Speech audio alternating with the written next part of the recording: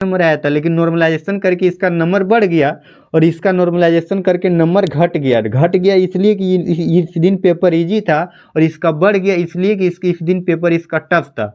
तो यही होता है दोस्तों नॉर्मलाइजेशन का सिस्टम। मैंने बस हेलो दोस्तों, स्वागत है हमारे चैनल ऑल सब्जेक्ट ज्ञान में।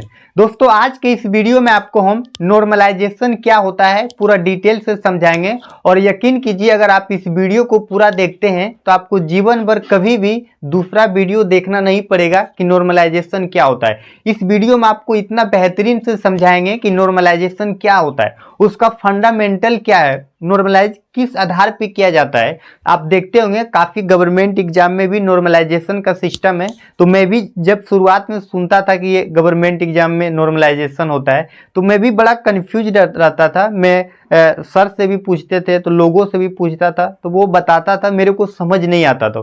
फिर धीरे धीरे मैंने काफ़ी इस पर स्टडी किया, काफ़ी रिसर्च किया। तो दोस्तों आज मैं बहुत ही अच्छा से समझता हूँ कि नॉर्मलाइजेशन क्या होता है। और यकीन कीजिए अगर आप भी मैं जो बता रहा हूँ नॉर्मलाइजेशन क्या होता है अगर पूरा वीडियो देखते हैं तो यकीन कीजिए आपको भी पूरे जीवन में कभी भी नॉर्मलाइजेशन को लेकर कंफ्यूज नहीं होगा। और मेरे चैनल पर पहली बार विजिट किए हैं तो मेरे चैनल को जरूर सब्सक्राइब कीजिएगा। तो चलिए करते हैं वीडियो को स्टार्ट। कोई भी विभाग होता है, कोई भी जैसे कि अभी मैं आपको एग्जांपल में लेता हूं बीपीएससी।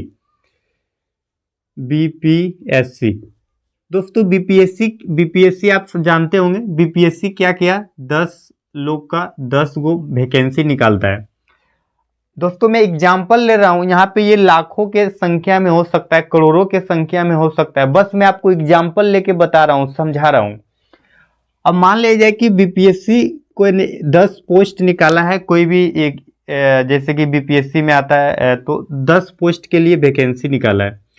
अब इसके लिए क्या किया, 20 लोग आवेदन किया, 20 लोग आवेदन किया, यानी कि 10 बीपीएससी ने 10 को वैकेंसी निकाला है और ये वैकेंसी के लिए 20 लोग अप्लाई किए। 20 लोग अप्लाई किए, ये क्या है, एप्लीकेशन।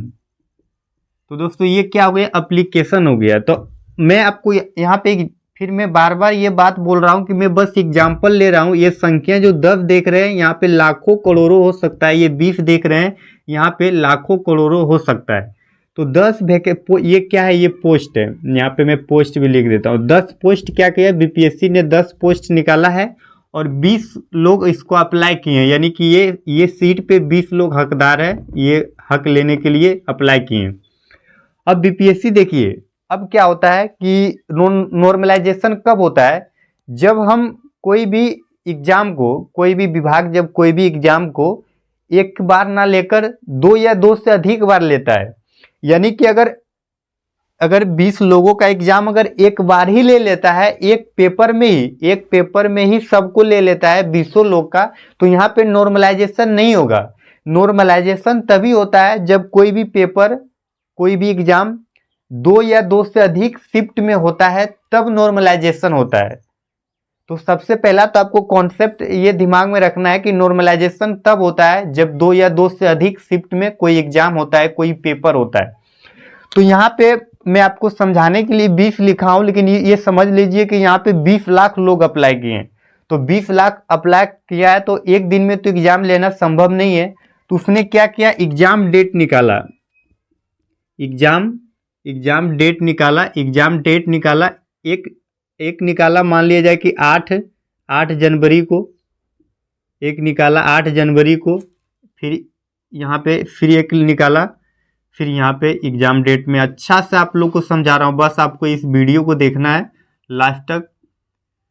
अब मान लिया जाए कोई क्या किया, 9 जनवरी को लिया, क्योंकि एक दिन लेना संभव नहीं है, क्योंकि ज़्यादा के संख्या में स्टूडेंट है, ज़्यादा के संख्या में एप्लीकेंट है, जो अप्लाई किया वो ज़्यादा है, लेकिन मैं आपको एग्जाम्पल के लिए 20 लिखा हूँ। अब क्या किया, 8 एग्जाम जो है 10 पोस्ट है, उसमें 20 लोग अप्लाई किए। एक पहला जो होगा 8 जनवरी को पहला एग्जाम होगा, दूसरा 9 जनवरी को होगा। और दोनों का पेपर भी अलग है, पेपर भी समझ लीजिए, यहाँ पे पेपर भी अलग होता है, पेपर भी क्या है, अलग है। यहाँ पे पेपर भी क्या है, अलग अलग है, पेपर क्या है यहाँ पे अलग अलग है। तो पेपर यहाँ पे अलग अलग है। तो अब क्या होगा कि सब लोग एग्जाम में बैठेगा, जिसका 8 दिसंबर को होगा वो 8 को देगा, जिसका 8 जनवरी को होगा वो 8 को देगा, जिसका 9 जनवरी का होगा 9 देगा। तो मैं एग्जाम्पल के लिए ए बी यानी ABCD इतना ही लेता हूँ, बस इतना ही लेता हूँ। मान लिया जाए कि 5 व्यक्ति आज दिया और 5 व्यक्ति कल देगा, तो मैं ये यहाँ पे मान लेता हूँ। यहाँ पे मैं क्या करता हूँ, यहाँ पे भी ABCDE, यहाँ पे अच्छी से समझिए। ABCD ये क्या है, व्यक्ति है, कौन है, ये जो एग्जाम जो एप्लीकेशन जो फॉर्म भरा है वो एग्जाम देने के लिए व्यक्ति है। अब जो 8 दिसंबर को जो एग्जाम दिया तो वो क्या किया, सबसे ज़्यादा जो मार्क्स था, जो 8 जनवरी को जो पेपर हुआ उसमें से जो सबसे ज़्यादा नंबर लाया। अब पेपर, यहाँ पे भी एक पॉइंट और लिखना है कि पेपर क्या है, पेपर कितना नंबर का है, पेपर जो है पेपर 100 नंबर का है। ये भी यहाँ पे कितना नंबर का हो, बस मैं आपको एग्जाम्पल के लिए 100 नंबर, यानी पेपर 100 नंबर का है। अब यहाँ पे क्या है, जो 8 जनवरी को जो पेपर हुआ उसमें जो सबसे, यहाँ पे 5 लोग एग्जाम दिया और 9 जनवरी को भी 5 लोग दिया। मैं आपको बस एग्जाम्पल के ले रहा हूँ, यहाँ पे लाखों के लोग में एग्जाम दे सकता है, करोड़ों के संख्या में, तो एग्जाम्पल के लिए बस मैं 5-5 ले रहा हूँ। अब क्या किया, जो 8 जनवरी को जो लोग भी एग्जाम दिए, पांचों व्यक्ति, सबसे ज्यादा मार्क्स कितना आया पता है आपको, 90 नंबर आ गया सबसे ज्यादा। यानी कि अगर जो 5 व्यक्ति हैं जो 8 जनवरी को एग्जाम दिया, वो सबसे ज्यादा जो नंबर्स लाया, जो एग्जाम में बैठा एग्जाम दिया, तो सबसे ज्यादा मार्क्स 90 आया। फिर किसी का आया 80 आया, किसी का 70 आया, किसी का 60 आया, किसी का 50 आया, इसी तरह करके आया। लेकिन सबसे हाईएस्ट क्या है यहाँ पे, सबसे हाईएस्ट 90 आया। अब यहाँ पे फिर ये 8 जनवरी का जो एग्जाम था वो क्या हुआ, खत्म हो गया। अब 9 जनवरी का जिसका एग्जाम है वो देने जाएगा। अब 9 जनवरी में क्या हुआ कि सबसे ज्यादा जो मार्क्स था, सबसे ज्यादा, यानी कि 9 जनवरी के दिन जितने भी लोग एग्जाम दे रहे थे, जो सबसे ज्यादा नंबर लाया उसमें से 70 था। फिर किसी का इसी तरह 50 आया, किसी का इसी तरह 60 आया, किसी का इसी तरह 40 आया, किसी का इसी तरह 30 आया। अब देखिए दोस्तों, 2 दिन एग्जाम हुआ था। अब 2 दिन एग्जाम, इसको हम 2 शिफ्ट में एग्जाम हुआ था। एक क्या था, 8 जनवरी को था, एक क्या था, 9 जनवरी को था। अब ये 2 शिफ्ट में क्यों लेता है, क्योंकि इतना ज़्यादा एप्लीकेंट हो जाता है कि एक दिन में एग्जाम लेना सबका पॉसिबल नहीं होता है। इसलिए वो क्या करता है, अलग अलग डेट में सबका एग्जाम देता है, अलग अलग पेपर बनाता है। तो यहाँ पे क्या किया कि अलग अलग एग्जाम में डेट लिया। यहाँ पे देख सकते हैं, एक 9 जनवरी को लिया, एक 8 जनवरी, और भी ज़्यादा हो सकता है। रेलवे में तो 10-10 दिन, एक महीना का एग्जाम चलता है। तो यहाँ पे मैं बस आपको एग्जाम्पल के लिए ले रहा हूँ। तो यहाँ पे देखिए ये क्या किया। अब दोस्तों यहाँ पे देखिए, यहाँ पे जो 5 लोग एग्जाम दिए, सबसे हाईएस्ट जो मार्क्स है, देखिए सबसे जो ज़्यादा मार्क्स लाया है उसका 90 है। और जो सबसे कम इसमें 8 जनवरी को जो सबसे ज़्यादा 90 आया यार, इसमें भी देखिए कितना भी, सब में से सबसे ज़्यादा जो मार्क्स आया उसमें से क्या है, 70 है। तो इस बात से तो यहाँ से तो हम बोल सकते हैं कि जो 8 जनवरी को जो पेपर आया वो क्या था, इजी था। 8 जनवरी को जो पेपर आया था वो क्या था, इजी था। ये हम बोल सकते हैं कि ये पेपर क्या है, इजी है, इजी था। ये पेपर इजी था इसलिए 90 नंबर लाया। और ये पेपर क्या था, टफ था। ये पेपर क्या था, टफ था। ये पेपर क्या है, टफ है। यानी कि 8 जनवरी को जो भी लोग एग्जाम दिए, जो सबसे ज्यादा नंबर लाए वो था 90 नंबर। और 9 जनवरी को जो भी लोग एग्जाम दिए, सबसे ज्यादा नंबर आया 70 नंबर। तो इस बात से तो ये तय है कि ये जो 8 जनवरी को जो पेपर था वो इजी था। अगर इजी नहीं रहता तो 90 नंबर नहीं आता, क्योंकि पढ़ने में तो इसमें भी तेज था सब लोग, इसमें भी था, लेकिन इसमें 70 ही नंबर लाया, इसमें 90 नंबर क्यों नहीं लाया, यहाँ पे 90। तो यहीं पे दोस्तों, जब यहाँ पे देख सकते हैं 70 है, यहाँ पे 90 है, तो यहाँ पे ये पेपर क्या टफ है और ये पेपर इजी है। तो क्या है, इसी को दोस्तों नॉर्मलाइज किया जाता है कि आखिरकार इसमें पेपर हार्ड आ गया, इसमें नॉर्मल आ गया। तो कैंडिडेट यहाँ पे पोस्ट जो होता है, जो भी फॉर्म, जो वैकेंसी आती है, उसमें तो सभी के साथ मुझे क्या करना है, सभी के साथ वो क्या करता है, न्याय करता है, सभी के साथ समानता करता है। इसलिए वो यहाँ पे क्या करता है, नॉर्मलाइज का सिस्टम लाता है। अब नॉर्मलाइज देखिए किस आधार पे करता है। अब आप देखिए इसमें जो सबसे हाईएस्ट है, ये पेपर 8 जनवरी का जो सबसे हाईएस्ट है कितना है, 90 नंबर है, और एक का जो 9 जनवरी का 70 नंबर है। अब दोस्तों दोनों का एवरेज निकाला जाता है, यानी कि ऐसा नहीं है कि पूरा कम बेसी कर देना है, दोनों का एवरेज निकाला जाता है। यहाँ पे देखिए 90 नंबर लाया है, यहाँ पे क्या लाया है 70 नंबर। तो यहाँ पे ये तो ऑलरेडी ये पेपर हार्ड था, ये इजी था। अब क्या करता है, जो भी क्या बोलता है बोर्ड होता है, जैसे कि बीपीएससी हो गया, रेलवे बोर्ड हो गया, आरबी, ये सब लोग क्या करते हैं कि नॉर्मलाइज करते हैं। अब नॉर्मलाइज क्या करता है, ये जो 8 जनवरी को जो पेपर था उसमें 90 नंबर आया और 9 जनवरी को 70 नंबर, तो इसमें क्या करता है वो एवरेज निकाल लेता है। एवरेज क्या करता है, अब देखिए इसमें 90 नंबर आया, इसमें 70 नंबर आया, तो इसका एवरेज क्या आ जाएगा 80 नंबर, क्योंकि 70 10 80 और इसमें 10 जोड़ेंगे 90। तो यहाँ पे देखिए एवरेज ऐसा नहीं है कि मैं एग्जैक्ट यही नहीं हो सकता है जो मैं बता रहा हूँ, इसमें 75 भी हो सकता है एवरेज में, उसका मर्जी जो भी ले सकता है। एवरेज में 75 भी ले सकता है, एवरेज में 85 भी ले सकता है, यानी कि इससे ज़्यादा ही रहेगा, इस मैंने दोनों के बीच में ही रहेगा, 70 और 90 के बीच में ही रहेगा। जो 9 जनवरी को एग्जाम दिए, जो 8 जनवरी का एग्जाम दिए, दोनों का जो कम बेसी है उसके बीच में ही एवरेज निकाला जाता है। तो अब एवरेज क्या करेगा, 80 नंबर ले लेगा। ये क्या हो गया एवरेज मार्क्स हो गया ये। अब एवरेज मार्क्स हो गया ये। अब देखिए यहाँ पे 80 नंबर है, तो ये जो ए व्यक्ति का जो नंबर है, इसका नंबर क्या कर देगा 80 कर देगा। ए यहाँ पे मैं आपको फिर से यहाँ पे बता रहा हूँ, इसका नंबर क्या कर देगा 80 नंबर। एक्चुअली में ये 90 नंबर लाया था, एग्जाम में बैठा इसने पेपर दिया तो एक्चुअली में 90 नंबर लाया था, लेकिन नॉर्मलाइजेशन करके इसका 80 कर दिया। और जो 9 जनवरी को जो पेपर हुआ, एक्चुअली में ये व्यक्ति जो है 70 नंबर लाया था, लेकिन इसको नॉर्मलाइज करके क्या कर दिया, इसमें 10 नंबर क्या कर सकता है बढ़ा दिया है, 80 नंबर इसका कर दिया है।